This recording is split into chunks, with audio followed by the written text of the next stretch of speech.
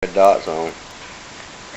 My name is Ansley Booth. I go to Southern Crescent Technical College, and I'm doing an informative speech on the McDonough train wreck of 1900. I was traveling through McDonough and saw a sign for the Henry County Ghost Tours walk, and I decided a few weeks ago that it would be a good idea to take the tour since I've lived in Henry County my entire life. Well, on the tour, the owner of Bell Books and Candles, Danny Brooks, was telling us of this train wreck that happened in 1900 that caused 48 people to die, and the bodies were laid out in the square. And he was telling us the story of how some people still to this day will see apparitions in the square, even in the courthouses and other places. So I decided to do some more research on this train wreck and discovered a book called In Atlanta or in Hell, and it told me all about the train wreck of 1900.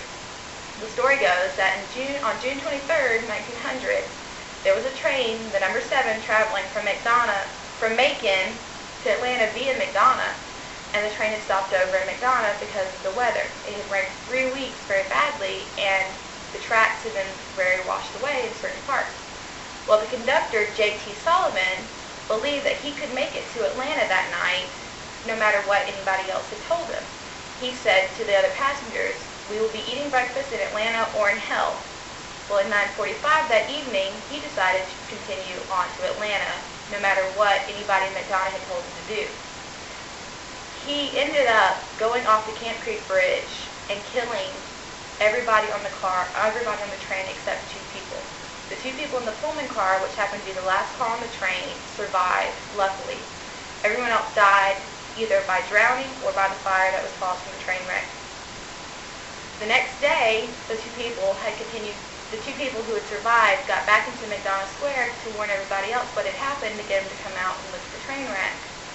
And they discovered the bodies of the majority of the people and brought them back to the square to be identified and laid out for families to come and pick up. Well, some of the bodies weren't retrieved until weeks or even months after the wreckage had occurred, and they had been washed down the creek. Well, those bodies that had been discovered had been laid out in the McDonough Square, and most families lived in Macon and had to come up and identify the bodies.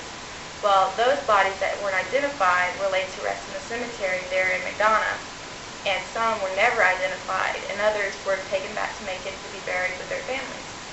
Well, certain people will say to this day that in McDonough you can still see the spirits of those who were unidentified around McDonough Square, and also down by the Camp Creek Bridge there's still known to be sightings of those looking for their lost loves, or even people looking to continue on to Atlanta that never got that opportunity. And Dan Brooks has actually done a major ghost hunt down at the Camp Creek Bridge, and he has gotten on film the voice of people saying, "Where's the train? When's the train coming?" And it's eerie, but it makes you think that there are other things that go on outside of this life. There you go. Done. Now you made... Yeah, Alabama State Patrol. The National Guard wasn't called in until they went to Birmingham. They called Alabama that State place Patrol. Or They called it Bye. Sunday.